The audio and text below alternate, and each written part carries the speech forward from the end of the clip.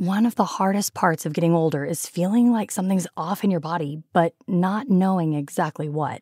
It's not just aging, it's often your hormones too. When they fall out of balance, everything feels off. But here's the good news. This doesn't have to be the story of your next chapter. Hormone Harmony by Happy Mammoth is an herbal formula made with science-backed ingredients designed to fine-tune your hormones by balancing estrogen, testosterone, progesterone, and even stress hormones like cortisol. It helps with common issues such as hot flashes, poor sleep, low energy, bloating, and more. With over 40,000 reviews and a bottle sold every 24 seconds, the results speak for themselves. A survey found 86% of women lost weight, 77% saw an improved mood, and 100% felt like themselves again. Start your next chapter feeling balanced and in control. For a limited time, get 15% off your entire first order at happymammoth.com with code NEXTCHAPTER at checkout. Visit happymammoth.com today and get your old self back naturally. All you homeowners have unique needs. Some feel the need to paint their door a vibrant shade of blue. Others have the need to decorate their bathroom with fish, anchors, and other nautical items. And because each homeowner has unique needs, Geico helps you get the right coverage for your home and what's in it. That way, you get exactly what's right for you, even if your needs are unique. Get more with Geico.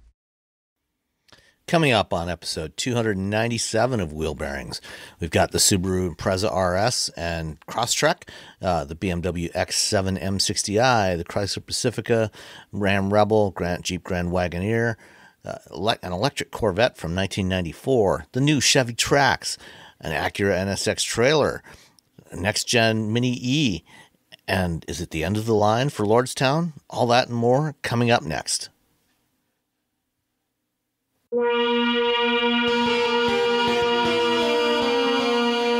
This is episode 297 of Wheel Bearings. I'm Sam Abul-Samad from Guidehouse Insights.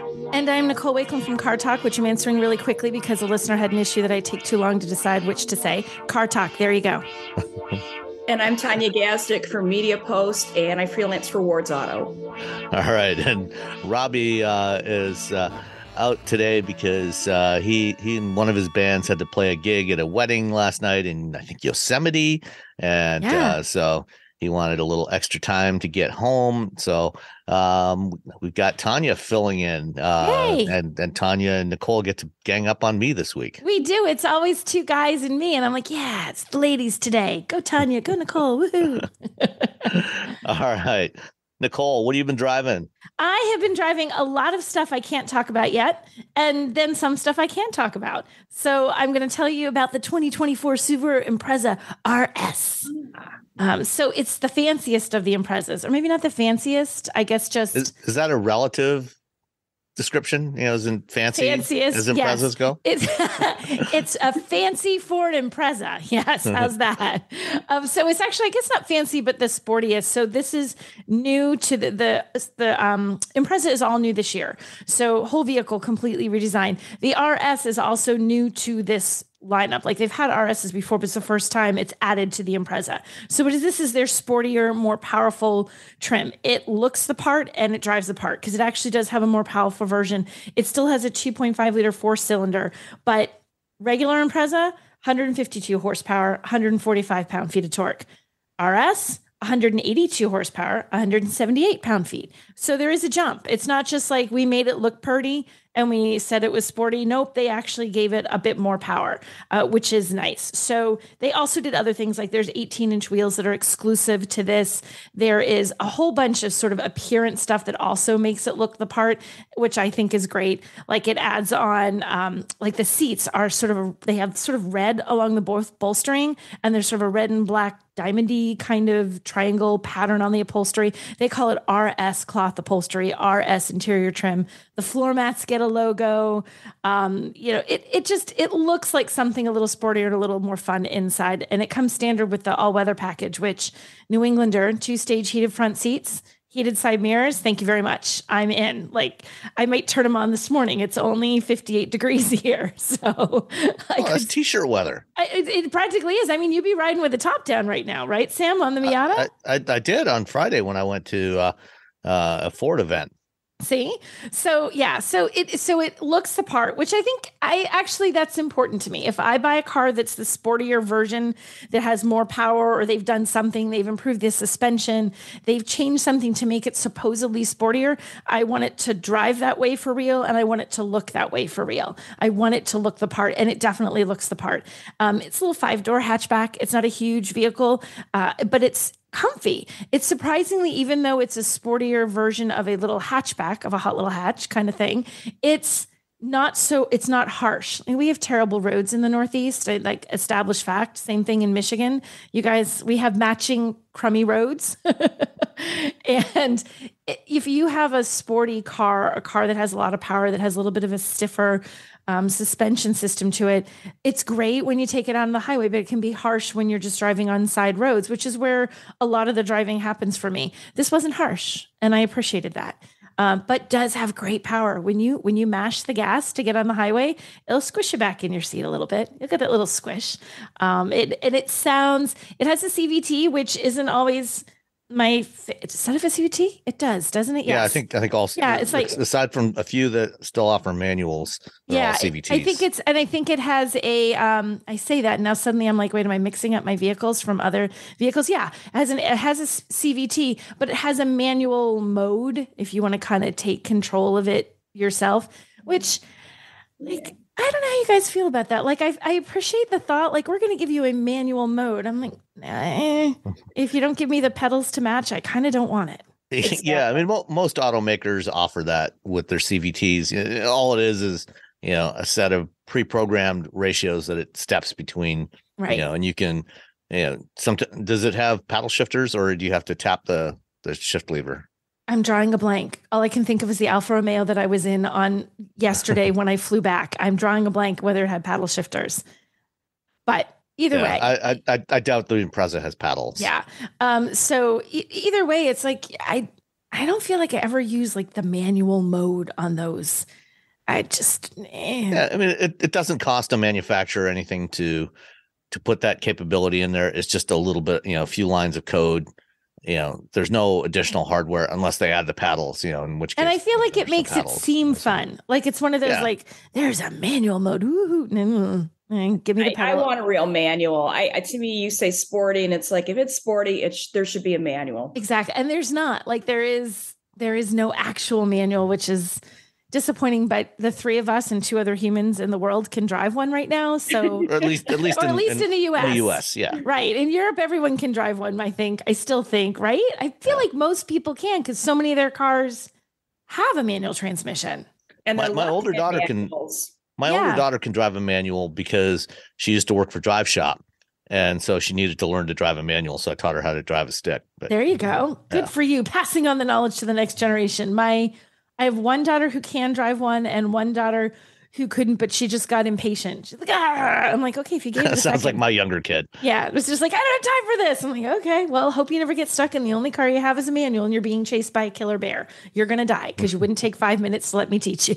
There's a couple of manufacturers who are trying to bring back the manual and trying to actually get younger people excited about it. Ford is going to have a driving school for people who don't know how to do manuals, who don't know how to drive manuals, for the Mustang. The new Mustang. That's awesome. And Toyota has said they're going to bring out some sort of simulated manual for some of their future EVs. So for some of their EV sports cars. So we'll see how that works out. That would be cool. That's my thing. It's like, I love EVs and I love driving a manual. So how do you marry the two? So I think that would be cool. Well, my niece, for a school project, for her senior project, her thing was, I'm going to learn how to drive a manual transmission, and I want to learn how to drive it off road. So she went like all in, and she did great because I helped teach her. But that's the only kid that I know that actively said, yeah, this would be cool. I want to learn how to do this. Others, it's kind of like, well, I must, because the only car my parents will give me is the old beaten up fill in the blank, and it has a manual transmission. So therefore I have to learn to drive one, Smart parents should make their children drive manuals, make their teenagers. Absolutely. Because you're not going to be texting if you're driving. Well, you shouldn't be texting and driving. It's a lot harder to do. I don't know how you would, because I feel like, how could you? I've never tried it, and I'm not going to try this experiment, but I feel like that would be next to impossible. I feel like it's bad enough when people are doing texting and driving without, but definitely don't do that. So does not have a manual transmission, but has a manual control mode, but is very fun to drive. It still has enough of a sporty handling to it. Among the long, huge list of improvements, they did things to make the chassis a little bit stiffer, and that's across the whole Impreza lineup. So you can feel that. They did lots of little upgrades. Like they have now that 11.6-inch vertical infotainment screen that's now available. First time it's been available in the Impreza. They now made EyeSight driver assistance standard. I think it was just like the manual transmission. It was almost standard before, but not quite. It was like really close to it. Now it is standard. They have things like available wireless Apple CarPlay and Android Auto.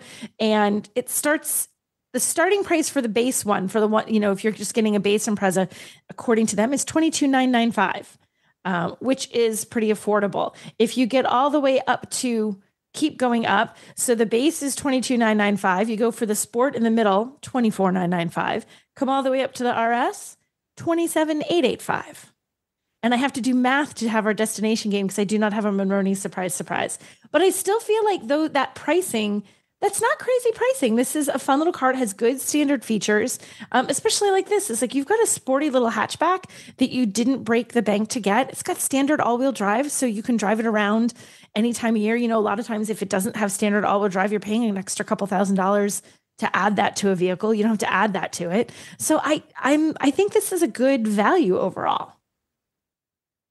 Okay, wait. Let me get my destination number on the screen. Is that right? I'm having to do math. Math is really more of a Sam thing. So I feel like this should really be, but I'm going to do the math. But I don't want to cheat. So I'll let you do it. Yeah, I can't have you do it because you do it in your head in 2 seconds. Okay. Tell me give me figures. What do you think the destination charge is on the 2024 Subaru Impreza? Tanya, why don't you guess first? Oh, I always get this wrong. $795. That's way too low. Oh, yeah, that is way too low. All right, make it $12.95. That's better. Okay. You're letting Sam could just be faking you out. Why are you listening to him? I'll go with $9.95. Okay. See, Sam's going to win. It is actually, according to my math, $10.90, which seems like a weird number, but I did my math twice. Yeah, but if she had gone with $7.95, she still would have lost. She still would have lost. There hasn't been a car with a $795 delivery charge in a long time. In 1,000. Now we find one, I'm going to be like, Sam, you're wrong, and we found one. Speaking of just a slight tangent, as we talk about delivery charges, this isn't one of the stories we're going to talk about this week, but earlier this week, Ford announced some price cuts for the 2024 Mustang Mach-E. Last year, they had raised prices a couple of times because battery material costs had gone up. And now, some car makers, Tesla most notably, who've cut prices like 6 times since the beginning of the year. Yeah. Ford has announced some price cuts of anywhere from $700 to $3,000 on the Mach-E for the 24 models, and they opened the order books for those.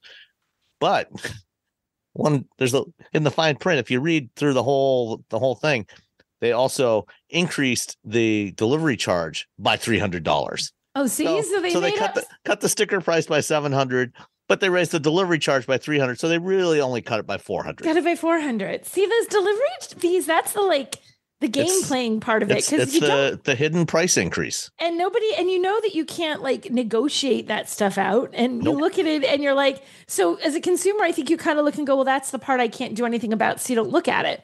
You're like, if that just went up, your car isn't as much less as you thought it would be in the case of the Mach-E, or it's a lot more than just generally speaking. It's like you're paying $1,400 delivery. What? the only automaker that I know of that actually includes the delivery charge in their advertised prices. So when they talk about, Chevy Bolt being like $26,795 or whatever it is, that includes the delivery charge in the price that they advertise is GM. Really? Nobody else does that. So if you go through, the Chevy or Buick or GMC or Cadillac websites and you see the price listed there, that includes the delivery charge. When you actually go through the configurator, what you'll see as you're going through the steps of the configurator, it actually shows the base MSRP is lower because it's showing you the base MSRP. Right. And then when you get to the end, it shows you that, but it should add up back to what, on the other pages, on the main pages, when it shows the price, that's the price, including delivery. So credit to GM for doing that. And I think every automaker should be required to do that by law. It's so darn confusing in general to look at all that stuff, to look at the Monroney, to look at the breakdown when you're looking on a website. I mean, think about it, how hard it is. Like all three of us have been on the consumer version of the site instead of the media site to look something up and trying to build a vehicle to see what it costs or trying to check out what trim has what thing. And it's hard for us to get all the pieces and the pricing and all down. I'm like, but we look at that all the time. I can't even imagine at this point in my life being a consumer looking at that and going, oh my God, like trying to figure it all out. It's not clear. It's not. As you were describing the Impreza, I was on the Subaru site, trying to find the Impreza because I wanted to see what you talked about the piping on the interior, the red piping. I wanted to see what that looked like. And there is you can't find it. There is no Impreza RS listed here. See? Like, this is ridiculous. Like, that's the thing. It's like, oh, I wonder what the RS looks like. Good luck with that. Go to a dealer. Hope you find one. Like, these things should be easier. And when you someday, Sam, when they decide to give you a picture, you delve into the media kit. I don't know where they have a picture of it. You'll get to see it. It's probably on the media site somewhere. It is, but it should be on a consumer's going to want it. Like, wouldn't you want to know what that looks like? If the part of the big thing is it has all this RS interior stuff, it should just like blammo pop up on the website and show you if you look at that. Is this a 2024 model? This is a 24. Okay, so it may be that it's not actually on sale yet. It could be. And so they may have just not. Do they have the 24s on the consumer site? I was looking at the media site. It looks like these are 23s. So maybe that's why. Maybe they haven't updated. Yeah, I don't think that they've updated orders though. Now that they want everybody to order everything, I mean, it should be up and ready to be ordered, right? You would think so. You would think. And now I'm looking through the press release to see if it says it's 2023 Impreza on the consumer site. They have the 24 Crosstrek, but the Impreza is still listed as a 23. Okay, you know why? Because it says I'm scanning down the press kit. 24 Impreza will be produced in the Subaru plant in Gunma, Japan, and begin arriving in Subaru retailers early summer. So apparently they're not quite ready to put all this out there for consumers just yet. I would guess in the next few weeks you'll be able. It'll show up. Yeah, early summer is not that long from now. If they want them, if you're going to order it, it could take 3 months easily. Right, you order it today and you'll have it in September. So yeah, right, 100%. All right, Tanya, what have you been driving? Well, I was just going to say, I feel like looks like you had a Stellantis binge. Well, I did. She did. But let's stay with Subaru for a second, if that's okay. Okay. Subaru. Nicole and I did not plan this, but I wore. Oh, you wore your new Subaru T-shirt because I was just on the Crosstrek drive. Yes, the 2024 Crosstrek drive, and I just pulled up the press release because I was curious about the destination and delivery for the Crosstrek, the 2024. Do you guys want to take a guess? Oh, well, it's $12.95. It's not. Wait, what was the Impreza again? $10.90 for the Impreza. So let's say for Crosstrek, I'm going to go $9.95. Sam, I'm going to go $12.95. Sam nailed it. It is. Are you kidding? $5. It is $12.95. Wow. So that's a little chunk. That's a good chunk more. 10, 11. What is that? Almost $200. I'm like, why? Why is the Crosstrek, $200 more than the Impreza? Because the Crosstrek is probably more popular. It sells in larger numbers than the Impreza does, and so they're taking advantage of that. Wow, that's probably it. Supply and demand. Supply and demand. They can they can charge it. I know, but it doesn't make sense. I agree with you, Tanya. It's like, why is this one $10.90 and that one's? It's not like one is a teeny tiny little sports car and the other one is like a 3-row SUV. Then it would make sense. Then you're like, okay, it's bigger. It's going to take more space, blah, blah, blah. Yeah. But like these, I can't imagine the physical difference between these two is not that significant. No. But two Subarus, to their credit, they are keeping the MSRP the same as the 2023. So it's going to start at $24,995 for the Crosstrek. For the Crosstrek. Okay.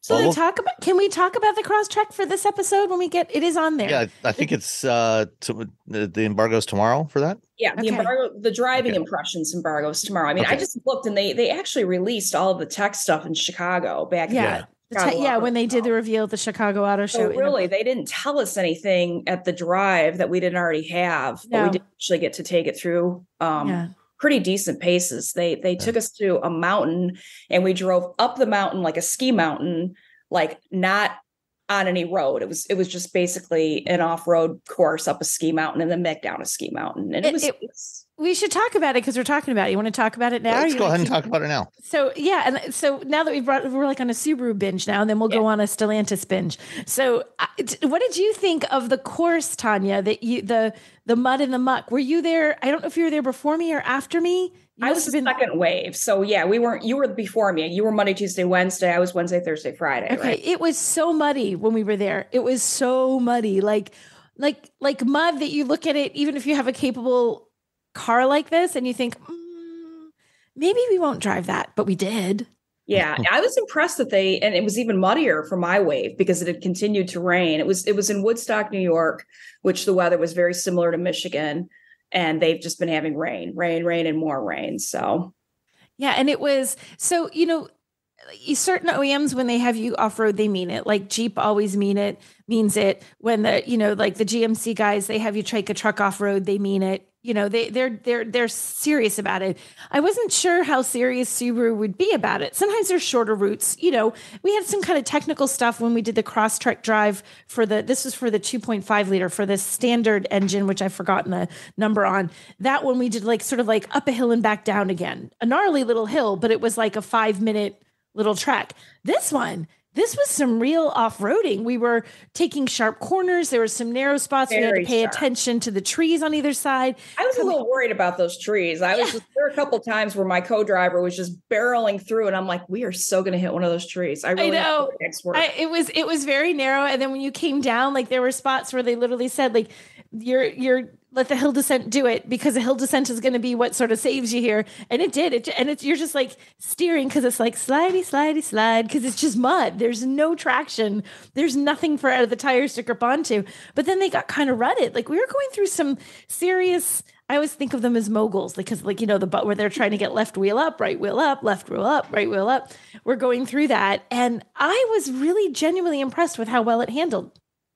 Well, it was such a serious course that afterward we were taking our interior pictures because we never trust, the manufacturers to give us all the photos we want and need. And we took an engine picture and there was actually some mud on it had gotten, which I thought, wow, is that okay? I mean, I don't know if it was a lot of mud, but there was a little mud on the engine. It splashes up. We had the Subaru. It's meant to have that. It's meant to be dirty. So yeah, it was funny. When we were taking pictures of how we got it all nice and muddy, when we came around the front, we had taken a chunk of grass with us in the grill because it had hit it, come up with enough. And I'm like, I'm leaving that there. That's proof that we really did this. So there's giant blop of mud. There's mud on the roof because it was splashy. There were some really big puddles. There's mud on the roof. There's mud. It was kind of refreshing almost to take this and say, okay, this is probably a little more challenging than what the average person who's going off-road in their Subaru Crosstrek is going to do. So much more challenging. But then it could do it. See, this is what I thought. So say you take your orange Crosstrek, because if you buy this, they don't even make orange anymore? No, I don't think they do. Green. Well, okay. They don't make orange. They don't make the orange anymore. So let's say you take your green Crosstrek because you couldn't get an orange one because sadness. You take your orange Crosstrek, you go to your little mountain getaway with your family and you drive on your little dirt road and it's fine. And then it pours rain on your weekend. And then you got to go home and you got to go back down that dirt road and suddenly it's muddy and a horrible mess. And you think, oh no, we're never getting home. You would actually get home.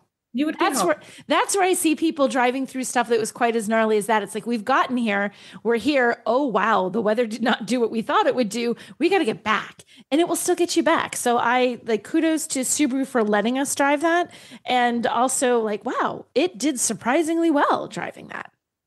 That's a really good point, because I always do these courses and I think nobody in their right mind is going to set out to drive on roads like this. But you're right. I mean, you can get somewhere and then it can change. So it's good to have a vehicle that can get you home. That's probably a good tagline, right? Yeah, and your dogs. Take care of your dogs too. Yes. So did you see the cool thing they had? I just thought this was neat. They had one of the Subarus, and it was an orange one, so it had to be an older generation maybe if they're not doing orange.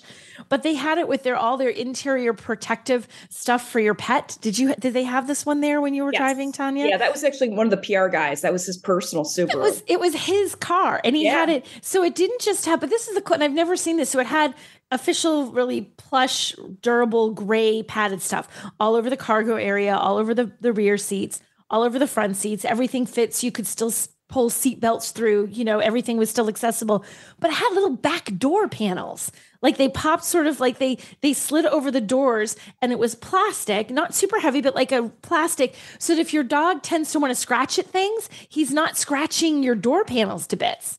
Well, here's the irony. That backstory, that PR person doesn't actually own any dogs. He has a cat, and he takes his cat everywhere with him. Oh my gosh. So his cat with claws, maybe they looked in good shape. Yeah. Actually, everything that was in that Subaru, it didn't look torn up by a dog. So I don't know if that's or a cat. Either that's a testament to the quality of it, or he has a super chill pet that he just doesn't want cat hair everywhere.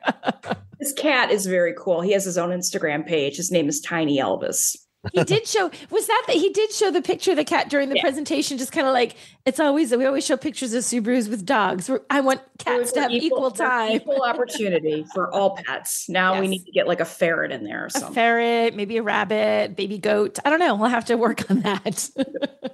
Well, the next drive so this is kind of funny. Subaru is having 3 drives this year for the Crosstrek. They were actually kind of, but it's 3 different vehicles. So the next one is going to be the Wilderness Package. Right. And that's going to be in September in Utah. So that'll be one more Crosstrek experience. Let's see if they can give us and that one should be the most off-roady of the bunch, Tanya. Utah. Like if we did, so it's almost like degrees of it's accelerating. So it was like a nice little 5-minute rocky kind of gnarly thing. Then it was like, I don't know, that was maybe half an hour. It was at least half hour. We drove a little too much. Yeah, like driving through the mud and the muck in Woodstock. Okay, now you're giving us the wilderness. Okay, Subaru, you got to give us like even more crazier stuff to drive through. I'll drive with you, Tanya, if we go. Yeah, if we end up going and we're in the same wave, Tanya, we will drive together and see if we can get through the crazy. Yeah, it should be fun. I give Subaru props. They really do. They don't just build some tiny little off-road course. They actually have they did it, which like I said, I appreciate when they really do it. My gold standard for you guys didn't really try is if I feel like I could take a Camry on the course, you didn't really try. You would have not taken your Camry on here. It would have gone poorly for your Camry. So would you put the course, the off-road course that we did with the Hyundai Palisade last fall in that didn't really try? I sadly would. I think there was one spot on that whole course that was a little bit muddy. There was sort of like a little bit of a hairpin turn, and it got a little bit that orangey mud that you have down there in the Carolinas. And it got, but I feel like if you just gunned it a little bit, you'd have gotten your Camry right up that sucker. I love you, Hyundai. I love your Palisade. That course was not off-roady enough for to show off what it could have done. It didn't show that it did anything. It didn't show it off. I've actually driven that course three different trips with 3 different vehicles, and it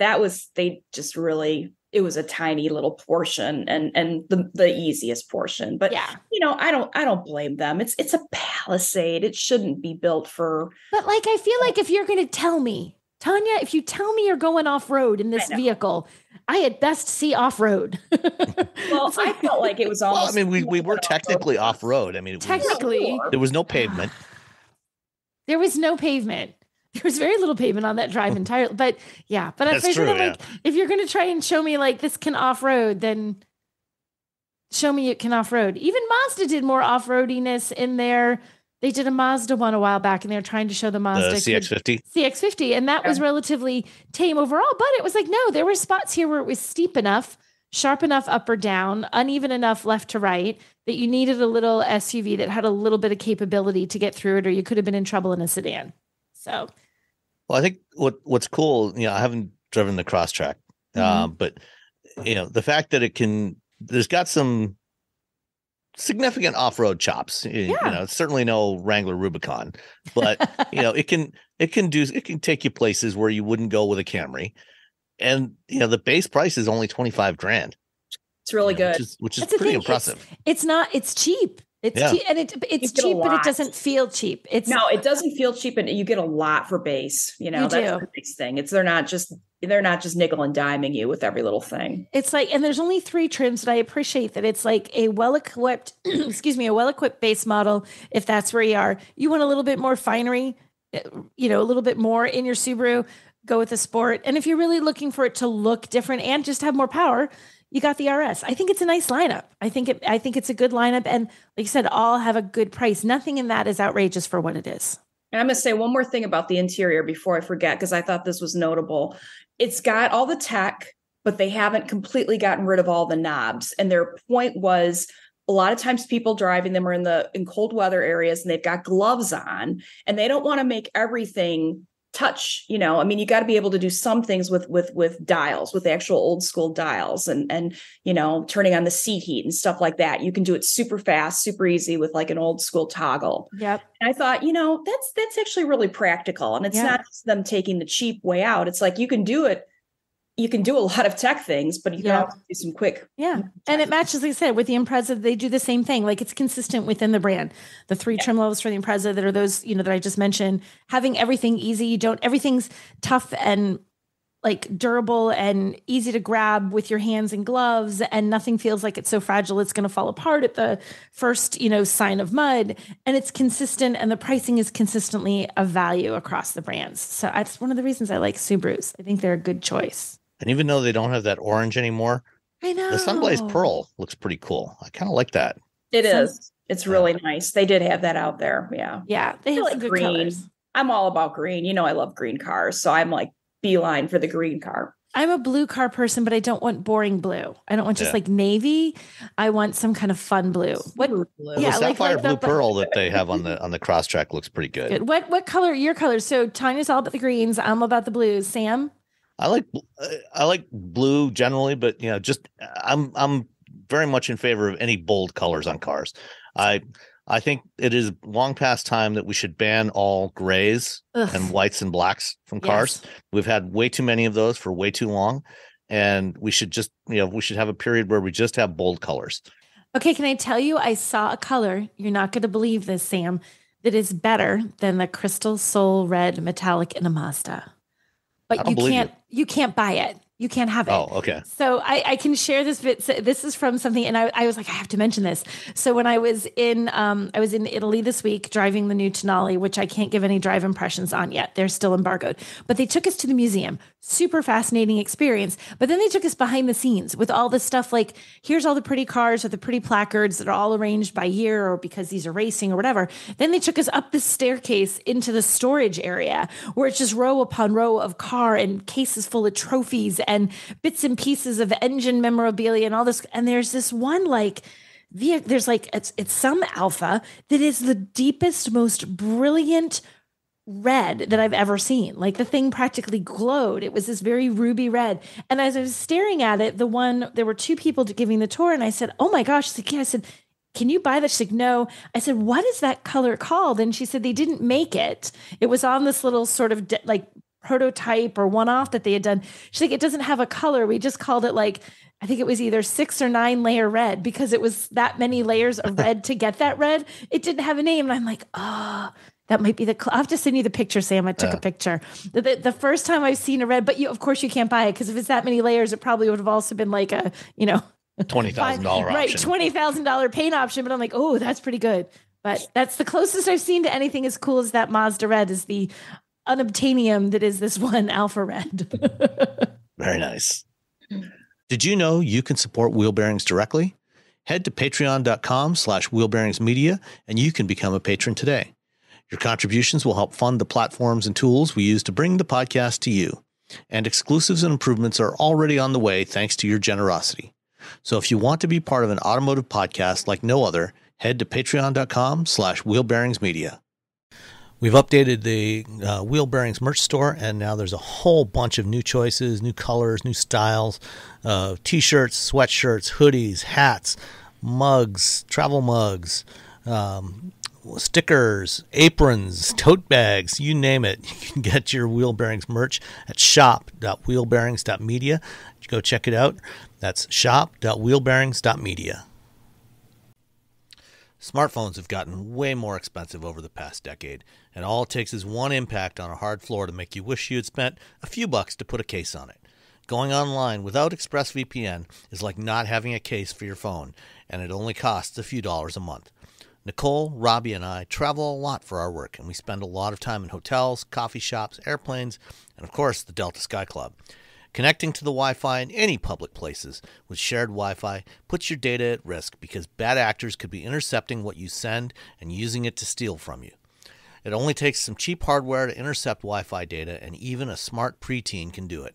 Hackers can make up to $1,000 per victim selling personal information on the dark web. ExpressVPN stops the bad guys by creating a secure, encrypted tunnel between your device and the internet. ExpressVPN uses state-of-the-art encryption that would take a supercomputer up to 1 billion years to crack. I have ExpressVPN on all my devices, including a MacBook Pro, Windows laptops and desktops, and Android and iOS phones and laptops, or tablets. When I want to be secure, I just launch the app, click once to connect, and my data is secure. As I said, I travel a lot for my work, and I have to connect to countless public Wi-Fi networks in many countries. I have ExpressVPN on all my connected devices so that whoever else is on the same network can't see any of my data. That's important because I often have to check banks, credit card accounts, and transmit client data that might be sensitive, as well as filing articles on news that might be under embargo. ExpressVPN protects all of it, and I've been paying for my own account for years. Secure your online data today by visiting expressvpn.com/wheelbearings. That's expressvpn.com/wheelbearings, and you can get an extra 4 months for free. expressvpn.com/wheelbearings. Between client meetings, managing your business, and everyday tasks, who has time to worry about website hosting? With Kinsta's managed WordPress hosting, you don't have to. They handle the technical stuff, delivering lightning-fast load times, enterprise-grade security, and 24/7 365 human-only support. Simply switching to Kinsta could make your site up to 200% faster. Kinsta's custom dashboard makes managing sites easy, with powerful features designed to save you time and effort. Plus, their free expert-led migrations ensure a smooth transition. Ready to see why Kinsta is trusted by thousands of businesses?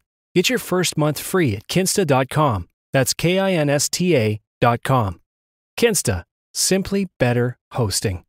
One of the hardest parts of getting older is feeling like something's off in your body, but not knowing exactly what. It's not just aging, it's often your hormones too. When they fall out of balance, everything feels off.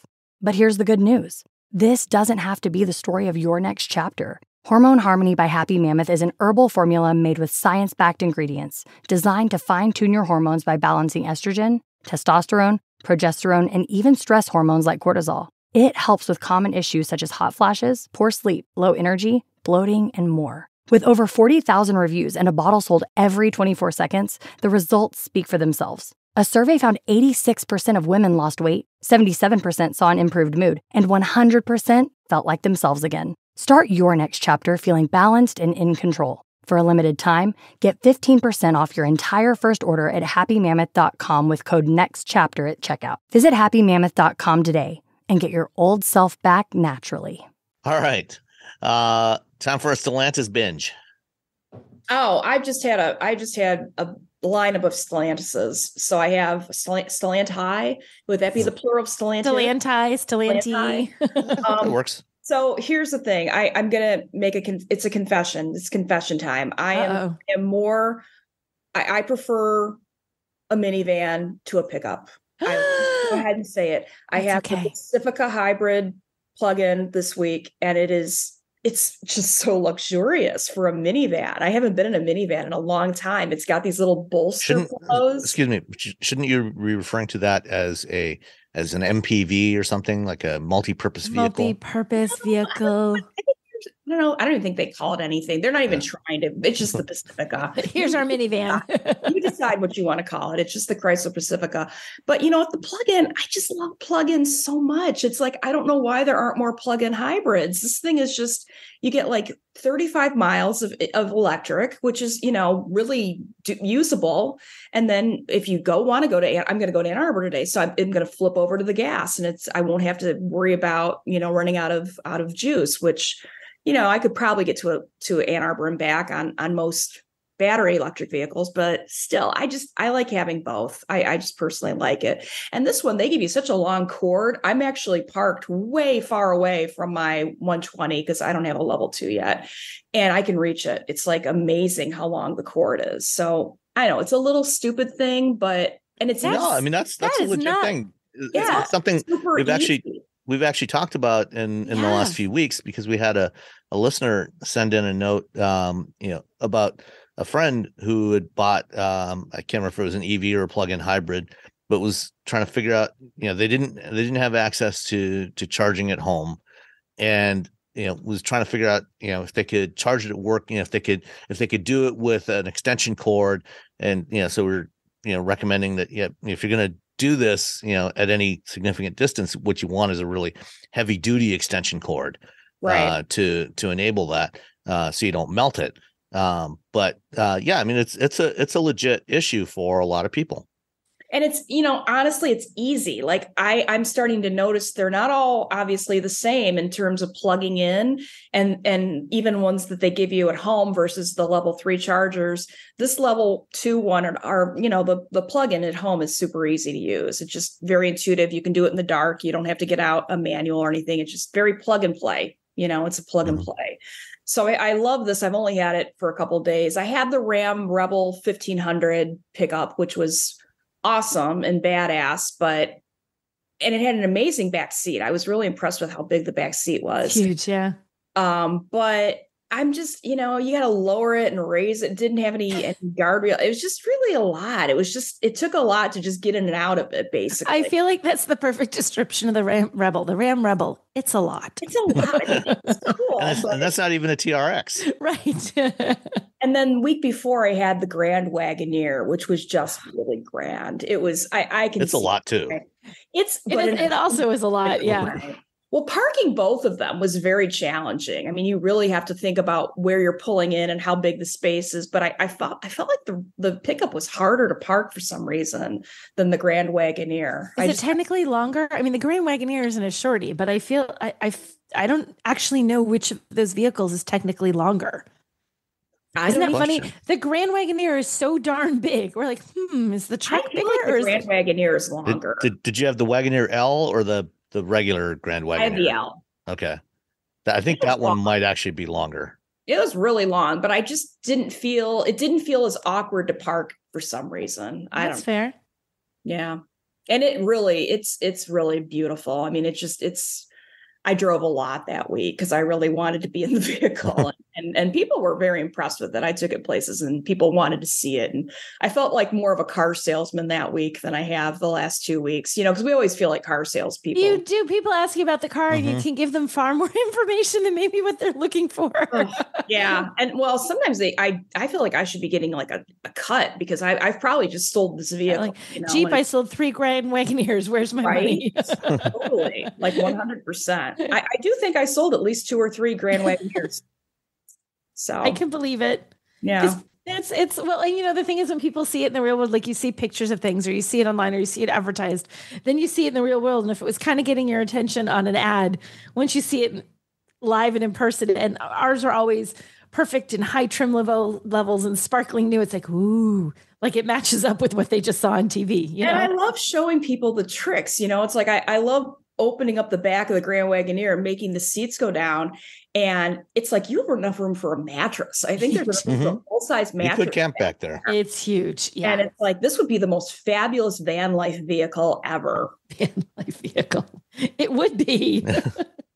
So the Ram 1500 crew cabs are 232.9 inches long. The Grand Wagoneer L is 226.7 inches long. So the Ram is bigger. Slightly. A skosh. just a tiny bit. About 6 inches. But not by much. Yeah. Yeah, it just felt huge. And like, I believe it. I had to keep like, thank God for those cameras. You know, I don't know how people used to park before cameras because I'd have to check to see where the front is and where the back is. And it's like, I never quite had it in my head where it actually was. There was usually more space in front than I thought there was. My mom back in the day had a Grand Wagoneer back in the 80s with no technology. The old school Wagoneers. The old school Wagoneer with the faux wood paneling. And she'd park that thing like a champ. And I don't know how she did it. She could wedge it into a parking spot, parallel park it. It took her 2 seconds. I don't know where that skill came from, but I'm like, I don't know that I could do that with one today. If you park one of those next to a modern Grand Wagoneer, you know, it's like about 2 feet shorter. Yeah, but it's still not a petite vehicle. No, you know, but, I mean, it's much closer in size to, you know, a 2-row Grand Cherokee than it is to a modern Wagoneer. Yes. Oh, it's definitely not as big. Absolutely not. Well, and I think when you own your own vehicle and drive it for a while, you just kind of feel it better. It's like I can feel where my vehicle is. I know where I wedge my SUV into spaces, and it's remarkable. So I just think you just know. You do get used to your own car, which is part of why I think I have such a hard time parking every press vehicle I get, because you go from tiny little car to big car to truck to medium. So you never get the sort of spatial sense of how big things are. And you know, if you go from a small car suddenly to a truck, it's like, oh gosh, I don't have a sense of how big this truck actually is. Yeah. Well, all week long with the pickup, it was like, respect the truck. You have to. It's just huge.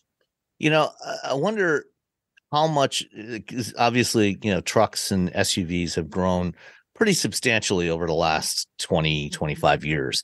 You know, and they've particularly gotten a lot taller, and visibility out of them pretty much sucks in all of them. And I wonder how much of that is, you know, the fact that designers and engineers know now that, you know, well, we've got all these cameras, you know, people can see out of them with the cameras. So we don't have to think about, you know, actual visibility anymore because we know they can use the cameras. I wonder how much of that is actually going on, you know, behind the scenes as they're developing these things. Because if we didn't have these cameras, it seems to me like they would be much more thoughtful about how big they decide to make these things. And God help you if your cameras break for some reason. Yeah. Or even when you have it like during the winter when there's snow, like snow gets covered with salt. Stuck on it gets covered with salt and muck. It's not like your car isn't cleared of snow, but drive in the muck for 5 minutes in New England or in, you know, Michigan or wherever, and you get that road salt and grime, and the cameras are useless. Right. Or hurt. They just don't, you know, you got to kind of look at. You're squinting through water droplets or whatever. You're like, that is a weird frog eye view now behind me, you know? Yeah. Well, one thing I have noticed is on vehicles that have the digital camera mirrors inside, so you can flip the mirror from the optical mirror to a display that displays a view from the camera. All of those that I've tried recently, they actually do have a washer on the camera. So if you do the windshield washer or the back window washer, it will wash that rear camera as well. So if it gets obscured, you can wash it and you can still see behind you. So that is a good thing. Yeah. That makes it a little easier. Yeah. All right. Anything else on the Pacifica or the Rebel or the Wagoneer? No, I think I covered it. Yeah. Okay, cool. Well, I also had a big SUV, a big German SUV, the BMW X7 M60i, which is kind of arguably the flagship of the mainstream BMW line, not including the M model. So technically, I guess this is an M model, but you know the XM, you know, kind of slots in above this. But you know the X7, the X7's big. Not as big as a Grand Wagoneer, and you know, especially if you plan to use the third row. There's the third row. I climbed into the third row, and there's definitely room for 2 adults back there if the second row seats are slid forward a bit. You know, so you're going to sacrifice some second row leg room, but you can get adults in both the second and third row. One thing I liked about the XM, when you move the second row seats forward to get into the back, they actually power not just forward but up, so they lift up and then slide forward as well. So you have more room to squeeze in and get back in there into that third row. So I was able to get in and out of the third row relatively comfortably and sit back there. I'm 5'11". I had a little bit of a gap between my head and the ceiling. I think Robbie probably wouldn't fit back there. I was just going to ask, would Robbie fit? Probably not. But I fit back there. But the problem is, if you have the third row seats up, you actually have very little cargo space left in the back. So I picked it up. I picked up the X7 at the airport when I came back from a trip, and I put my bag and my backpack back there, and you can't. The cargo area is not deep enough to put a standard roller bag flat down on its side. You have to put it up. You either have to stand it up or put it on its side. You can't put it on its back. So it's a fairly shallow compartment back there. And the X5, the X7 has the split tailgate. So the top part goes up, and then there's it's split about 1/4, 3/4. So the top 3/4 goes up, and then the bottom quarter goes down, which is something I think they inherited from Range Rover. Because BMW used to own Range Rover back in the day, and they've had that same sort of setup for a long time. Or maybe BMW started, because I think they had that on the original X5. Anyway, divergence. So not a lot of cargo space in the back if you're using the third row. So the X7 is probably not an ideal road trip vehicle for a larger family. And you can take 6 or 7 people in there, but you're just not going to have space for their stuff, unless you get a roof carrier or something like that, or pull a trailer. The one that I had, the M60 is the performance model. So that's a twin turbo 4.4 liter V8, 523 horsepower, 553 foot-pounds of torque. So no shortage of performance in this thing. This thing is quick, despite its size. The front end, this is the 2023 model, so it's the refreshed design. So it's got the new split front lights that are exclusive to the top end BMWs now. So the 7 Series, the X7, and the XM have this layout. So you've got thin horizontal strips above with your daytime running lamps, and then another thin horizontal strip below. It's kind of not totally dissimilar to the current Genesis look, with the headlights below. And then the of course the large twin kidneys. The one that I was driving was finished in frozen Marina Bay blue metallic. Ooh. Which so the frozen means it's one of BMW's matte finishes. It's not a gloss finish. Oh, I love matte finish paint. Did it look good? It looked great, up until it rained. And then you had the road residue that accumulated on there, and then it looked kind of I think matte finishes actually look worse when you get some of the road residue on there than maybe gloss finishes do. It's hard to say. But when I had the i4 the week before, the i4 M50, that one had the Portimao blue, the frozen Portimao blue. The Marina Bay blue is a slightly darker shade of blue. When it's clean, it does look fantastic. Very, very nice color. I'm not a huge fan of the design of BMW's larger SUVs, or should I say SAVs, sport activity vehicles. Oh gosh, we don't need another acronym. I know. But if you've got to drive a big performance SUV, with room for a bunch of people, this one's not a bad way to go.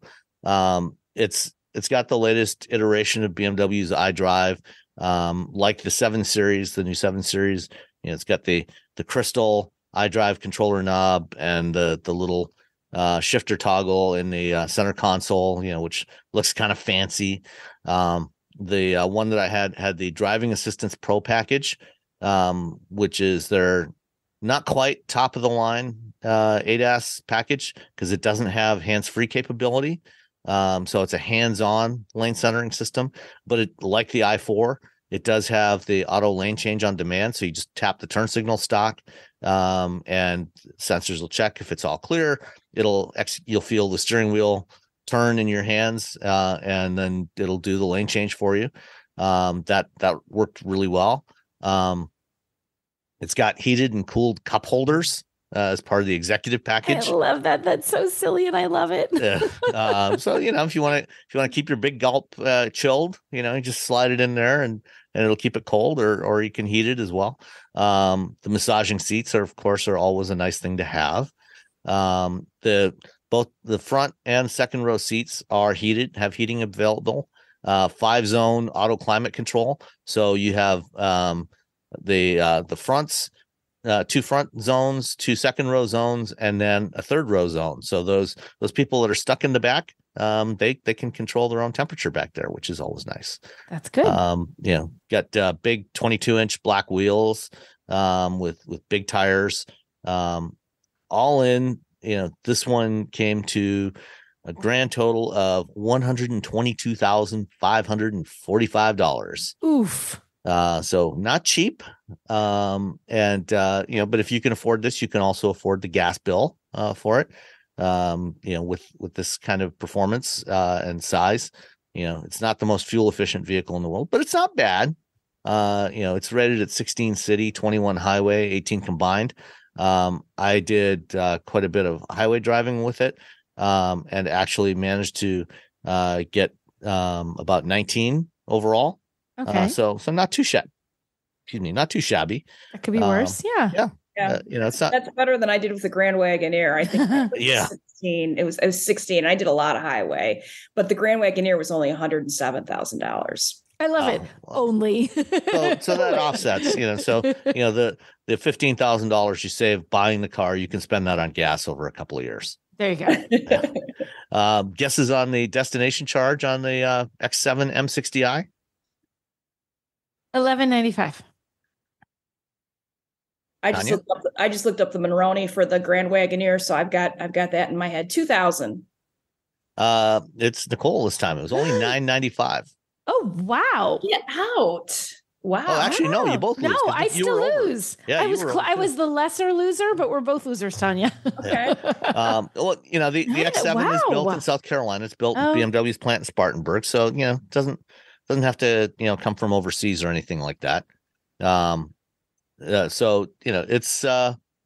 they do ship the engines and transmissions over, but I think that BMW just figures, we're just going to be upfront about it. You're going to pay a lot for this car.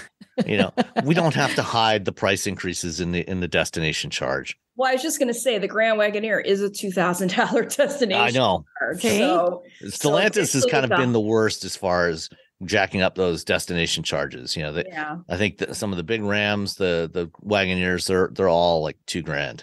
But that $107,000 includes the $2,000 destination. Yeah.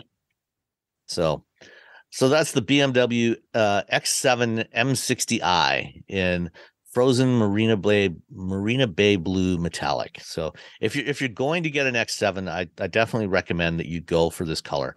It's $5,500 for the paint, but it's worth it. I think you're spending that much for a car. Yeah. How much is the paint? $5,500. Wow. Okay. That's a lot.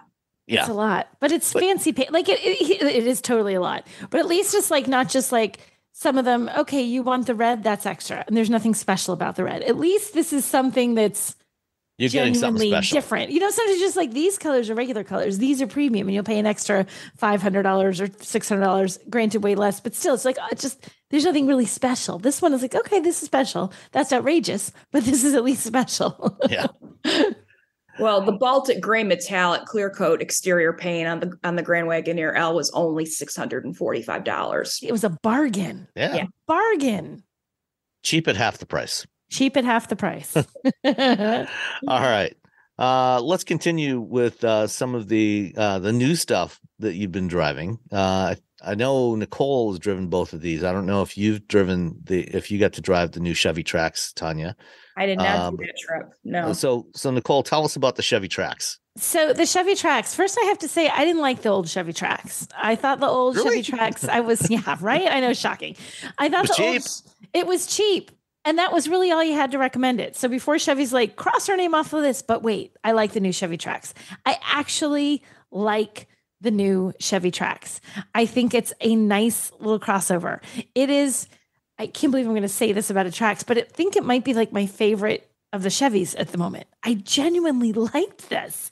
I was going in with so much old Trax in my head. I'm like, I don't know. I don't even, this is not going to go well, but it was actually quite good. So they changed how it looks on the outside.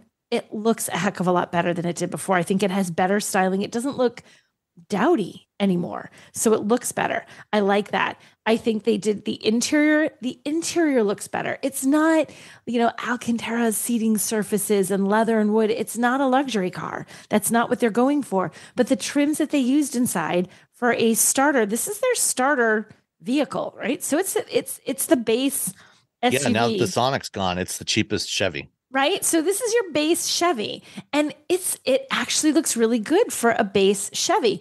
It has nice trims as you move up the little lineup a little bit. They get a little bit fancier, some color details. Again, nothing is going to give you these super premium materials, but it doesn't look cheap. They've used enough color, enough texture, different varieties of materials that it still has a nice interior. Seating is comfortable, and it's bigger this year. It got a little bit longer. It got a little bit wider, but they squished it down a little bit. It's actually quite a bit longer. It's like 6 or 7 inches longer. Yeah, so it's longer, wider, but shorter in heights, but still not so short that like our Robbie test, he would probably be okay. Definitely in the front seat. I think also probably in the rear seats too. But that extra space made this feel significantly bigger. It's like one of those, okay, it's 6 inches bigger, but it feels a foot bigger. Like it genuinely feels larger inside. Most of that was in the rear seat room. They gave you much more leg room. So if you're a rear seat passenger, you're no longer going to have your knees pushing right into the back seat, especially if someone's pushed those seats far. Like if the driver's tall, you can still sit someone behind them without their knees being mashed. And it's not the world's most powerful engine. And that's where people are kind of ripping on it. Like, oh, this does not have performance. This 0 to 60 is not impressive. This is not quick off the line. Correct. But that's not what this car is. This is a starter car. This is a base level crossover. It's for someone who has a modest budget or simply just doesn't want to spend a ton of money on a vehicle. They're not looking for a performance car. If they're looking for that, they're going somewhere else up the lineup. This is not what that person is. And I feel like it's sort of unfair to the Trax to say, oh, the performance is not amazing. Of course it's not amazing. That's not what this car is, but the performance is still solid. It accelerates well. It's not overly noisy. If you're trying to get onto the highway, you're not going to feel like the cars behind you are suddenly right up on you because you couldn't accelerate fast enough. It handles well.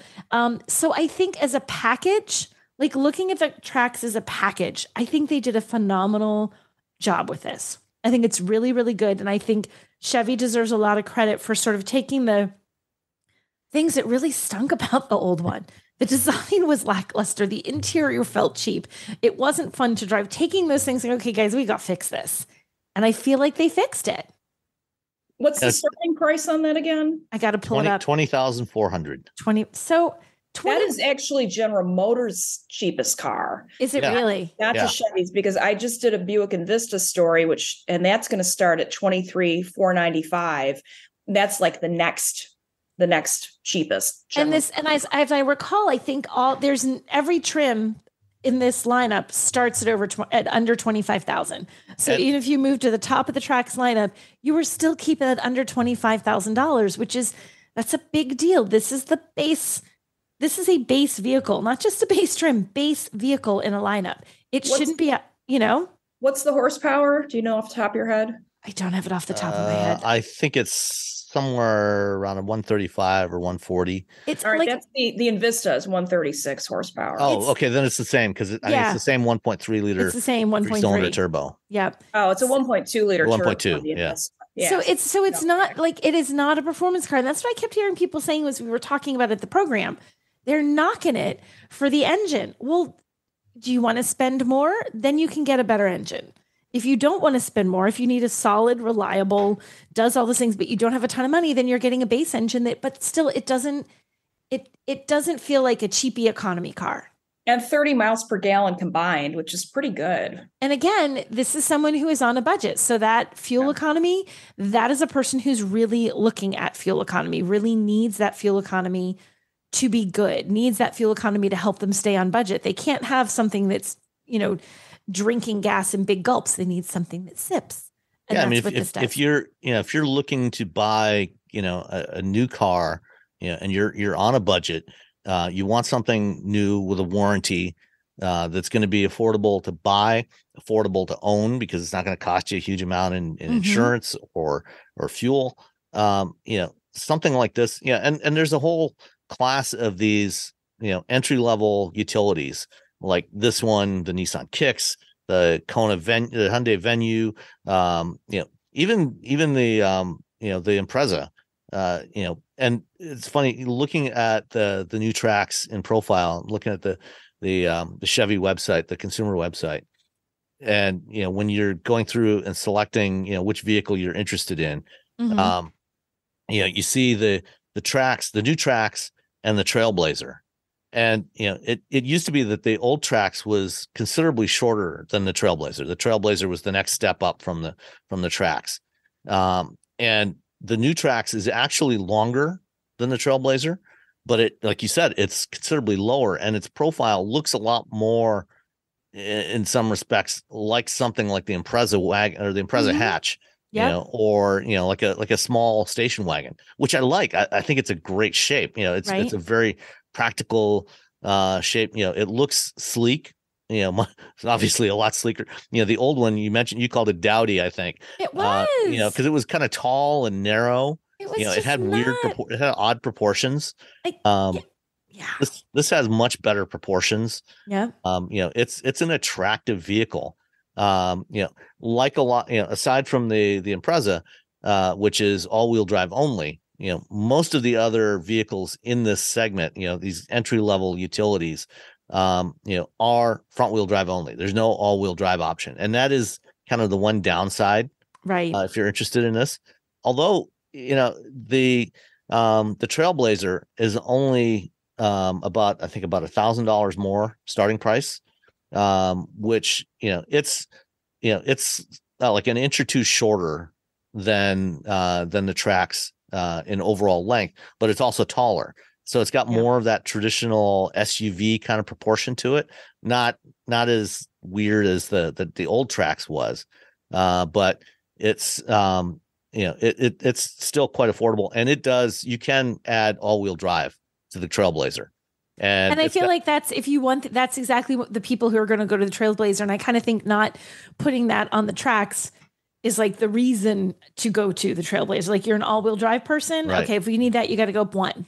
You want the cheapest Chevy, you get the Trax. Right. If you feel like you need all-wheel drive, you can step up to the Trailblazer. And it's not that much more expensive. Right. And I feel like that's the big differentiator between, there's other things obviously, but that's a big differentiator. If you want that all-wheel drive, you got to go up one step.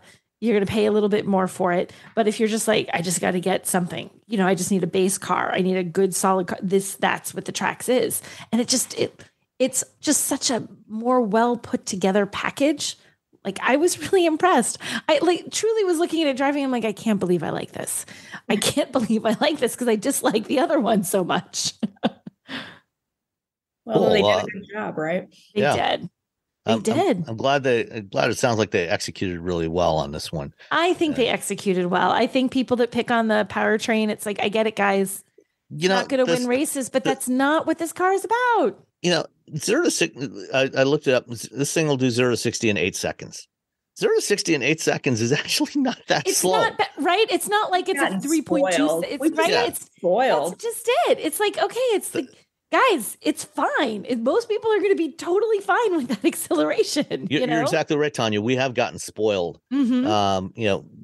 We don't, 8 seconds, 0 to 60 in 8 seconds, you will have no problem at all accelerating up to merge onto a freeway. Mm-hmm. That's, I've owned vehicles that went, 0 to 60 in, much closer to, 15 or 16 seconds. Yep. And those definitely feel a lot slower than this, so 8 seconds, is not bad at all. I mean, it's very usable. And, this is the little 1.2 liter 3-cylinder turbo, which actually has pretty good low end torque, so driving around town, it's very drivable. And I personally really like the kind of little growling sound you get from these 3-cylinder turbos. Mm-hmm. I think it's kind of fun. It is kind of fun. It's characteristic of 3-cylinder engines, and it works well, in something like this, or the one that Ford has in the Escape, or the BMWs or the Minis. The current generation Minis use a 3-cylinder turbo. That's a nice little package. Yeah, I'm pleased with it. I hope it does well for them, because I think people need to. If people were poo-pooing it, they need to give the new one a chance, because it's very different. All right. Let's see. Okay, let's shift over to some electric stuff for a few minutes. Electric stuff. So, we've heard all the rumors about an electric Corvette coming in the next few years. There's a hybrid one that just launched. But apparently there was an electric Corvette built back in 1994, back before there was an EV1. There's a pretty cool 3-part series on the Drive about this. The car was rediscovered relatively recently, I think sometime last year. And it's a 1987 Corvette convertible. So it's a C4 generation that some engineers from Motorola back in the early 90s were working on EV stuff. They were looking at, electric motors and power electronics, because, Motorola did a lot of stuff with vehicle electronics, chips. They designed and built their own chips. That business was eventually spun off, and it's now part of NXP. But the culmination of their EV efforts was this electric Corvette that they did, which actually, given the time, Yes. this was 1994, before lithium-ion batteries were a thing for EVs. This was a decade before the original Tesla Roadster. And they originally built it with lead acid batteries, and then they experimented with nickel cadmium batteries. And this thing had some pretty impressive performance. What do you think of this? Did you have a chance to look at this story? I'm looking through it. I think my favorite part of this story is this wasn't some big, like, we're going to take a big investment in this and we'll see what kind of electric vehicle we can build. The folks at GM, it's like a bunch of engineers are like, guys, I bet we can do this. It's the most engineering. It was like, I think 5 people. Yeah, it was a really small crew of people that just kind of were like, okay, well, let's see if we start pulling things apart and putting them back together again, what we come up with. That's kind of just, that part of the story alone is brilliant. And like you said, this is not a today's electric vehicle, but dang, this is pretty amazing considering what they had to work with, the time that they were in, and that they weren't here with a ginormous, huge budget and a huge team behind them. And they built this. Yeah. It's really well written. So when I started reading it, I saw it was a 3-part series. I kind of rolled my eyes, but Kevin Williams is a great writer. He's a cool guy. And it's fascinating, like what they went through to do this, and just, how they did it on a shoestring, basically. Mm-hmm. And what they came up with was remarkable. And it kind of makes me wonder, why was there such a lag in between this vehicle and when we actually started driving electric vehicles? I feel like people we're still kind of sort of not ready. I mean, You're ready, I'm ready, Sam's ready. But you think the public at large only kind of sort of ready to have electric vehicles, Yeah. I mean, to be fair, at the time, the batteries that they had available to them were still pretty limited. So, this Corvette, I think, had a range of 85 miles. 85 miles, yeah. Which is not that not would not much. fly. Yeah, super heavy battery. But if you took this thing and just put some modern batteries in it today and hook those up to the power electronics and the motors that they had in there, they could probably have a 250-mile electric Corvette just by swapping out the batteries. Mm-hmm. And I think a lot of people a lot of people might be interested in, owners of older Corvettes, if they offered that as a kit. It's like, oh yeah, that could be fun, especially since it would probably be quite a bit faster than what what those Corvettes are with the V8s that they had at the time. I mean, the V8 engines that were in these things, back in the late 80s, early 90s were only about 250, maybe 275 horsepower from that 350 V8. And, with this, with an electric powertrain in there, it could probably do quite a bit fast. It could be quite a bit faster. Yeah. Might even beat the new Trax. Poor little Trax. First we sing its praises, and now we've already thrown it under the bus. All you homeowners have unique needs. Some feel the need to paint their door a vibrant shade of blue. Others have the need to decorate their bathroom with fish, anchors, and other nautical items. And because each homeowner has unique needs, Geico helps you get the right coverage for your home and what's in it. That way, you get exactly what's right for you, even if your needs are unique. Get more with Geico. Well, speaking of electric conversions, there's been a number of companies over the years that have built conversion kits for a variety of vehicles. And there's some vehicles that are quite popular for doing EV conversions. A lot of people, owners of old 911s and Porsche 911s and 912s, especially 912s with the 4-cylinder engine, have been doing electric conversions on those over the years. VW Beetles are a common platform for this.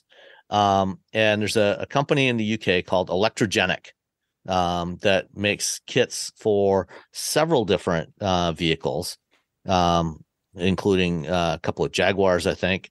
But they have just launched a kit, an EV conversion kit for the classic minis. So you can buy a brand new Mini SE, Mini Cooper SE, which gets, I think, 105, 110 miles of range. But if you've got one of these classic minis, back when minis were actually, mini, you can get this kit for about 15,000 pounds, which I think is around $18,000 or $19,000 now. Yeah. And convert it to electric with an 80-mile range, which is pretty cool. It's fun. I think it's a fun thing to do to a classic car. And if I look, there's actually, you can get an extended range version, which adds a second battery. And I love it. Second battery inside the boot, which is coming at a later date. So we'll take up every ounce of available space in this little vehicle. Yeah. Which there isn't much of. There isn't much of. Yeah. Yeah. Some of the other cars that Electrogenic has kits for are the Porsche 356, the old traditional Land Rover Defenders, the Jaguar E-Type, and the Citroen DS. An electric DS would be really cool. That would be cool. Yeah. Any thoughts on this one, Tanya? You want to convert your Equinox? No. Well, actually, it probably would be a better source of power than what I'm currently dealing with. But anyway, yeah, I think it's wonderful because you don't want to see those little vehicles disappear completely. And it's like, if this is a way we can take them forward and make them cleaner and greener and still functional, even probably more functional, like you said, then it's cool. Yeah. This is actually going to make this. I'm just double checking the numbers here. So it was 60 horsepower in the original vehicle, and now it'll be, wait a minute. Oh no, it's 60 now, and it was only 34. So it's like doubling the horsepower and doubling the torque. Like the original numbers, 34 horsepower. Can you imagine? 44 pounds. You know what I'd really like to see? I'd like to see Robbie try and fold himself into one of those classic minis. He wouldn't be able to do it. We'd have to have emergency crews and a chiropractor on standby to both extricate him and help him stand up straight again. All right. Well, let's stick with electric minis. I mentioned, the current Mini EV. Have either or both of you driven the current Mini electric? I did drive. It's been a little while, but I did drive one of them. Yes, I did drive I think it was the electric. They don't have a plug-in hybrid. They just have the straight up electric, right? Yeah, they've got the Countryman as a plug-in hybrid. It may have been the plug-in hybrid that I drove, so I take that back. What about you, Tanya? I can't remember now which one I drove, but I drove one of them on Mini Takes the States. Okay. Last year. So I think it might have been the plug-in hybrid, actually. Yeah. Well, there's a new generation Mini. The current one, has been with us for a few years. There's an all new generation Mini coming later this year. And as BMW want to do, they've started teasing it out, releasing a few specs here and there and some photos of it, testing with camouflage on. And so this week they released some images of the new Mini. Apparently, the current Mini Cooper SE has sold over 43,000 units of that. That's a lot. Yeah, they had a 25% increase in sales in 2022. That's a huge 25% increase. That's something. Yeah, it's now the most popular variant of the Mini. Wow. And that's with barely over 100 miles of range. But it still drives like a Mini. It's still a lot of fun to drive. It's still a fun little Mini. Yeah. Well, the new Mini, the 3-door Mini hardtop, is, I believe, going to be electric only. There's not going to be a gas version of the new Mini. And it's coming out later this year. And it's going to be available with 2 different sizes of batteries, a 40.7 kilowatt hour battery for the Cooper E, and the Cooper SE gets a 54.2 kilowatt hour battery. And I don't think they've said what the range is. They gave it in kilometers. It says the new models get a predicted range of 300 to 400 kilometers. Yeah, kilometers, kilometers. Yeah. Yeah. So that's so the base model, is probably going to be somewhere around 180, 190 miles of range. And then the top end model will probably be somewhere around 250. So the SE will be around 250, which is pretty impressive. That's a big increase considering how small this thing is, how tiny it is. And also, if they have a 25% increase in their sales with the other one with the limited range that had, imagine what this is going to do, where you now have very usable range. Like you're now competitive. Like, the smaller range is smaller, but the SE with that sort of extended range battery, that's super competitive with what other companies are offering. Imagine you get 160 kilowatts of power, which is about 220 horsepower. So yeah, that's going to be a hoot to drive. Yeah. I could definitely go for one of these. I could go for one of those. Fun. And this sounds silly, but the image that they have there that is in the header image in this with the camouflage, it's like pink and purple and green. I actually love those colors. I just want it just like that. Can they sell me one camo just like that? That looks cool. Very cool color combination. It looks like, weirdly, it looks like an on-purpose art card, not like something they were trying to camouflage. Yeah, that is fun. All right. Well, looking forward to trying that one out. All right. Let's see. One more EV story before we get to the last one here, which is Lordstown Motors. Have either of you driven the Lordstown Endurance? No, I did. So it was eligible for the North American Car and Truck of the Year last year. It was one of the truck contenders. So they did have it available for us to drive at our sort of like fall test days, where we drive the semifinalist, I guess.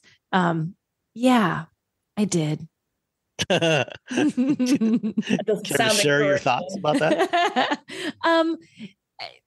It was not great. The thing is that it's that driving it, I guess is fine. Like, in terms of just straight up driving, it's got power in it, and it there's nothing about like the powertrain that's bad, and the handling is okay. But the quality, the interior, the material, it is not great. The inside, it felt, I was driving a production vehicle, and it felt, I know you guys have probably driven, both of you, prototypes at some point, that where it's like, or even if it's not a prototype, it's like a pre-production, I guess is the word I'm looking for. It's like a pre-production.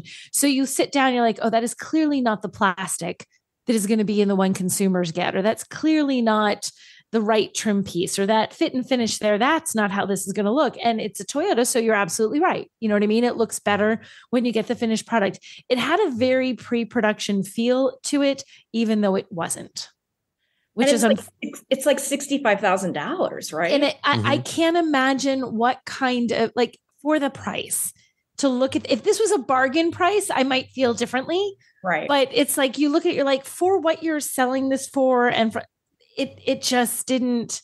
It really didn't impress it. And it was done. It was what it was going to be. It looks cool on the outside.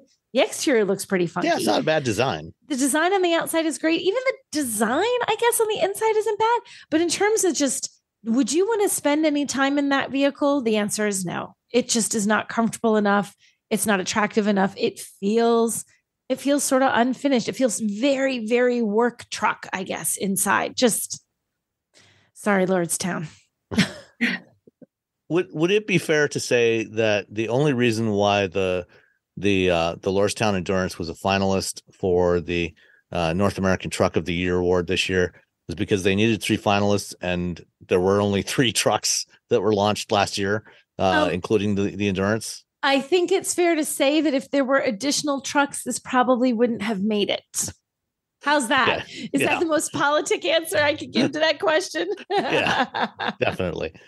I was supposed to, I'd been in touch with one of their PR people, and we were supposed to have an opportunity to drive it back in February, then in March, both of which got canceled at the last minute. And I'm frankly not surprised. So earlier this week, I did an interview with a Cleveland TV station because some news came out. So just a little backstory on Lordstown Motors for those who don't remember. This was a company that was created in 2018 by Steve Burns, who had been the founder of Workhorse Group, another company which was trying to do electric delivery vans. He left Workhorse. Workhorse had been working on a pickup truck. He left Workhorse, started Lordstown right after GM announced that they were shutting down their Lordstown, Ohio assembly plant. And they were getting a lot of political grief from the former president at the time. And, in order to basically try to silence him, they said, look, if anybody wants this factory, I mean, we don't need the capacity right now. If somebody wants it, you can have it. And they effectively paid Steve Burns to take the factory because, he started Lordstown Motors with essentially no funding, and GM loaned him $75 million, 20 of which was meant to pay GM back for the factory, and then, have some working capital. And then when Lordstown ultimately did go public through a SPAC transaction in 2021, GM's the money that GM was owned was converted to equity, which they have since sold off. And Lordstown struggled to get this thing done. They basically ran out of money. They agreed to sell the factory on to Foxconn, maker of iPhones and all kinds of other stuff. And Foxconn wanted the factory because they have a deal with Fisker to build Fisker's second product, the Pear, next year. And so they wanted the factory for that. And so, they paid Lordstown like $270 million, I think, for the factory, which is a pittance for, considering, this was a fully equipped factory. And that gave Lordstown a little more runway, which they've now pretty much burned through. Run out. And, their stock price is at, I don't know, I think less than 20 cents a share. And they're in danger of being delisted from the NASDAQ. And, Foxconn had agreed to invest some more money. But, that, I guess one of the criteria was, that they had to remain publicly listed. And with that likely not going anywhere, Foxconn is in no mood to give Lordstown any more money. Lordstown, I think, they said they've built something like 31 trucks. 31. And delivered something like 3 of them before the end of 2022. Yikes. Yeah. And I think their total revenue last year was like less than $200,000. It's just, what the hard, it's like, I really don't want to see any car company fail, like, regardless of because in the end, that company is a bunch of people. There's a bunch of people working there, and there's engineers who put an incredible amount of time into that vehicle, and designers, and everybody puts any vehicle. It's not an easy thing for as an established company to do, much less for one that's trying to do a startup. And I feel bad for the people that put their heart and soul into this. I want to see every company succeed. And even when I was driving this, they had people there from Lordstown, like engineers that were so passionate about it. And even then, that was last October. So time has passed, right? Things looked a little bit better for them surviving back in October. And I'm like, I keep thinking about this one guy. I'm like, oh, he's watching a sort of like passion project just evaporate. Yeah. Which is just, I would like to see them all succeed. Like, oh gosh, please don't fail. You guys are working so hard. So it's sad to me to see that they have not managed to pull it off. It's sad. I mean, the problem for Lordstown is they were targeting the commercial truck market, which is, it's a tough market. It's a big market. Yeah. But it's also dominated by Ford, General Motors, and to a lesser degree, Stellantis. Right. Ford is like 40% market share in commercial pickups. And Lordstown has an unproven product that costs more, has less range and less payload than an F-150 Lightning. No dealer, no product support network. Ford's got thousands of dealers. If you got a business, you rely on these vehicles to get your job done, to make your revenue. If there's something that's not working, you need it fixed like yesterday. Right. And that's not something Lordstown was going to be able to deliver. You can't afford downtime with commercial trucks. It's hard enough when your personal vehicle's down. When a commercial vehicle is down, that means you're not servicing customers. You're not getting work done. I mean, you're really, truly burning through cash every minute that your commercial truck is not doing whatever it's supposed to be doing, and that's a huge risk to take. That's a huge risk for a business to take. Especially for smaller businesses, which, in terms of, it's a significant portion of that overall market. Right. Yeah. And small businesses that might have been able to say, like, because you're going to buy a fleet of vehicles, you're really taking a gamble buying 100 or whatever Lordstown Endurances. But if you're a smaller business, you want to take advantage of this, you're going to buy those one or two trucks. If you only have a couple of trucks and you lose one, you just have your ability to do business. That's so hard for a small business to take that gamble. Yeah. Well, and if it means anything, I'm just looking at their Twitter account. They've pretty much gone silent. They haven't tweeted since April 20th. So yeah, yeah. It sucks when, an interesting startup doesn't make it, but it's also the reality that most businesses of any kind, especially automakers, getting the auto business is a tough business, but any business, most startups fail. Yeah. So, right. Most new businesses don't make it. The ones that make it, it's like, it's such a small percentage of the ones that make it. So yeah, but I was sad to see them fail. They were just so passionate about it. It makes me sad. Yeah. But all right. Last item, an Acura NSX trailer. Well, first of all, you're both familiar with the one lap of America, right? Yes. Yeah. I mean, that's been going on since the mid 80s, I think, when it's been a long time. Yeah. It was kind of a more civilized offshoot of the cannonball runs. And it's still going on. Oftentimes, automakers will put together, something special to run in the one lap, or they'll take a prototype and run it. This year for the one lap, some engineers from Acura are going to tackle the one lap of America with an Acura NSX, or more precisely, 1.5 Acura NSXs.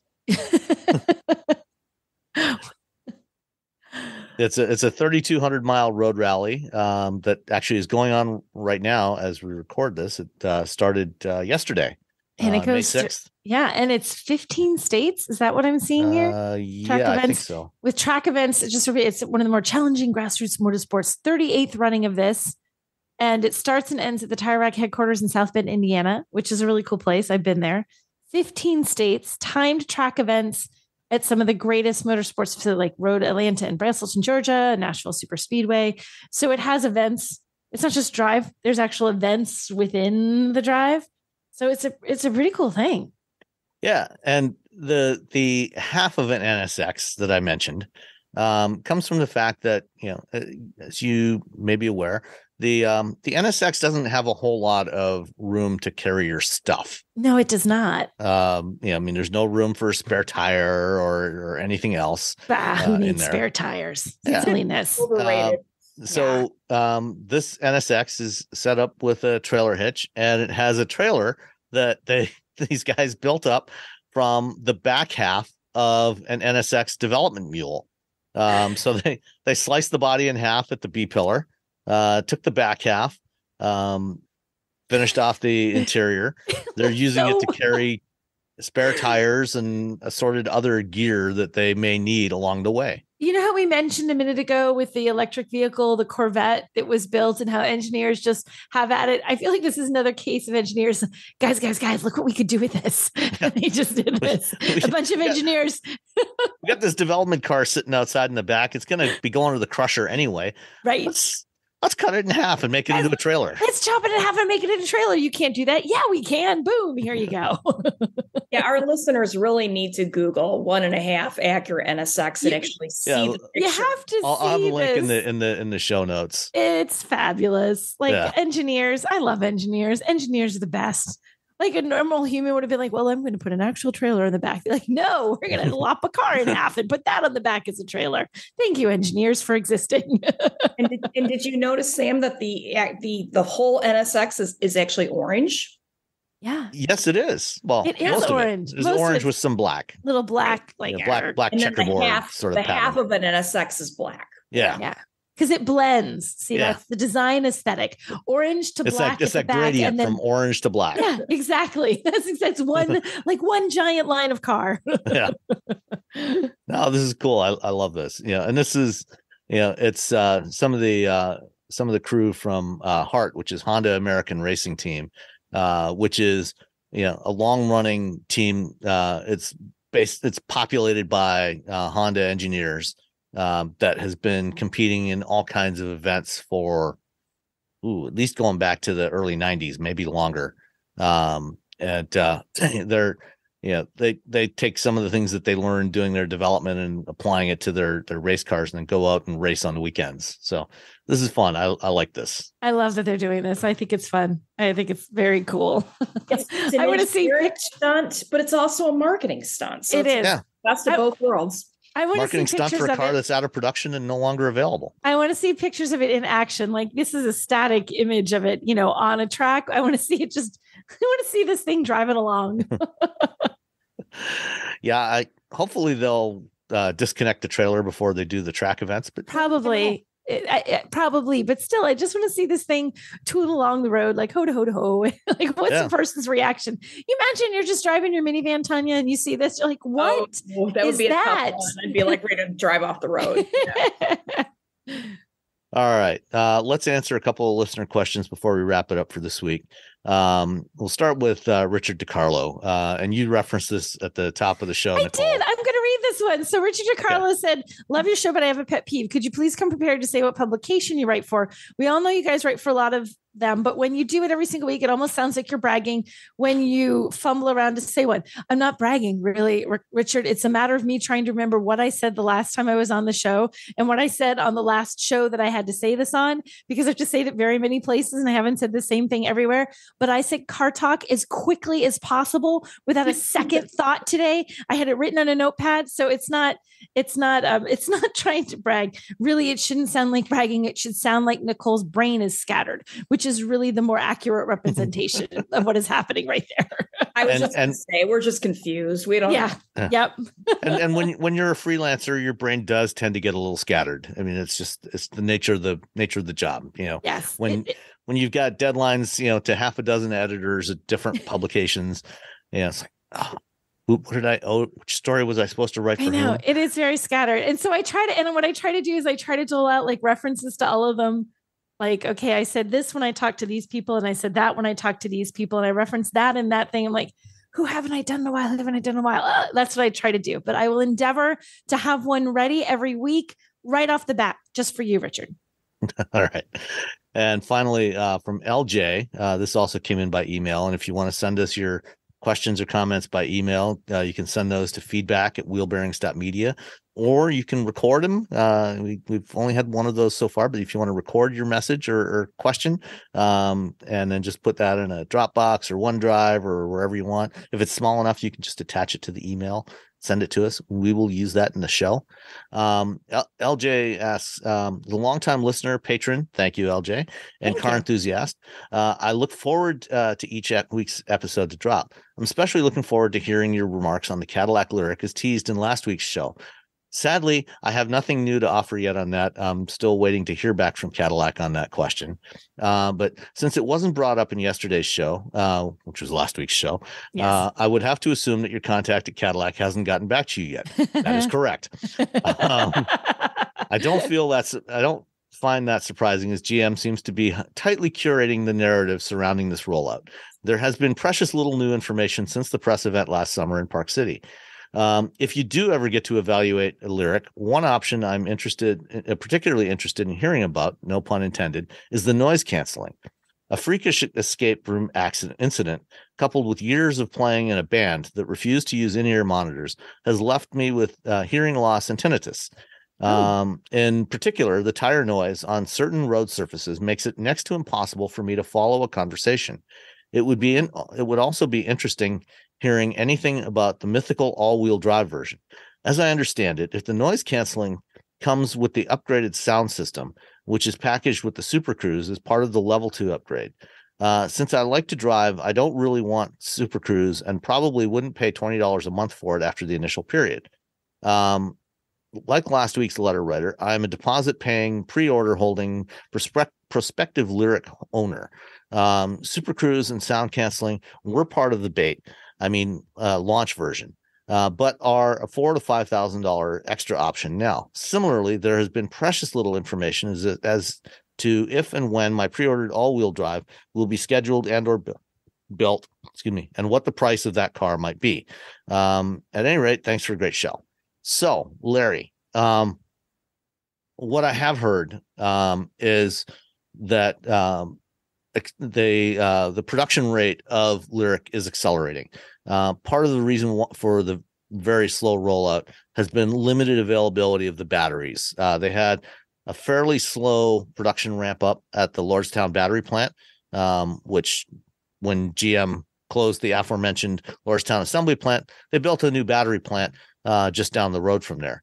And that started production late summer, I think. And it's had a very slow, excruciatingly slow ramp up, which is also why they've had a hard time building Hummers and other stuff. But that apparently is getting under control. They're ramping up that production. And they will also soon be starting production sometime a little later this year at another plant in Spring Hill, Tennessee, which also happens to be next door to where they build the Lyriq. So supposedly when the second quarter numbers, I think first quarter they delivered just shy of 1,000 Lyriqs. When the second quarter numbers come out at the beginning of July, the volumes for the Lyriq should be up significantly. Right now, as you mentioned, they're still just building rear drive versions. The all-wheel drive, I don't think are scheduled to be built until late summer, early fall at the earliest. So that's probably the soonest that you would probably get one. Noise canceling. I don't think noise canceling is actually part of any package. It's on most hybrids and EVs. Noise canceling is actually a standard feature because they do. When you take away the engine from a vehicle and replace it with an electric powertrain, all of a sudden, all the other noises that happen in a car become much more apparent. Yeah. And so I suspect that the noise canceling will be there regardless of what other options you may or may not choose. But I can't say that for certain on the Lyriq. I will ask that. I will follow up with Cadillac and check on that as well. I can say, and I don't know about the noise canceling, to what Sam said on that stands, but I did drive the Lyriq because it was a contender for North American Car and Truck of the Year once again. So I had a very brief drive in it when we were evaluating that. And I was sitting here trying to think if it was, I don't know if it had specifically had noise canceling. I don't know if that's standard, but I did find it exceptionally quiet because what Sam said is true. You do notice every other noise that you suddenly never heard before you hear once you're driving such a quiet car to begin with. Once you go with a battery car, everything else sounds very loud. And I found it relatively quiet, and it was raining, as I recall, for part of the time that we were driving it. It was not great weather. So I did find it a quiet car. And I'm really now wondering if the one I had that. I wish I knew for sure. Actually, yes, there is. I just Googled it and found that there is noise. There is active noise canceling. It's a unique material called, I can't pronounce this, Wagoneer AVS, which is made by Ascend Performance Materials in Houston. And it's being used by the Lyriq. Oh, I see. Yep. I see your link. Yeah. Vidine. Yeah. I don't know how you say that. Fancy AVS material. Yeah. That Tanya has found can reduce cabin sound pressure by 80%. Limited road noise while not sacrificing safety. Yeah, I found it a very quiet ride. So even given like compared to other EVs, because EVs, you don't have the engine noise. But so I'd be curious to see what you think, Sam, when and if you finally get one. Yeah, I mean, this material, this is actually part of the passive noise canceling system, because the distinction between active and passive noise canceling, passive is things like sound deadening materials that are on a lot of vehicles. And all vehicles have some degree of sound deadening materials, except for probably my Miata, which anyway. But this is a new material. One of the challenges with putting sound deadening materials in there is it tends to add a lot of weight. They tend to be fairly heavy. Because it's basically like a type of insulation, meant to dampen vibrations and keep noise out of the cabin. And it's a good thing, in something like this. The active noise cancellation is where you have like active noise canceling headphones. Mm-hmm. There's a microphone that's listening at the ambient sound and generating opposite sound waves using the audio system to cancel those out. And as I said, almost all EVs and hybrids have some form of active noise canceling built in there to cancel out, some of those particular frequencies that can be especially annoying, like, road noise, tire noise. So my guess is that, you should be much more comfortable in this car, given your hearing challenges, than you would be in a lot of other vehicles. But I will endeavor to follow up with Cadillac on that. All right. Any other final thoughts before we wrap it up for this week? I think so. I think that covers it. Thank you for being on the show, Tanya. It was nice to have two ladies for a change. Thank you for having me. Thanks, Glad Tanya. we got to talk Subaru. Yeah, absolutely. And we'll see you again somewhere soon. And everybody else, we will talk to you next week. Bye, everyone. All you homeowners have unique needs. Some feel the need to leave up holiday decorations year-round. Others have the need to use their garage as practice space for their new metal band. And because each homeowner has unique needs, Geico helps you get the right coverage for your home and what's in it. That way, you get exactly what's right for you, even if your needs are unique. Get more with Geico.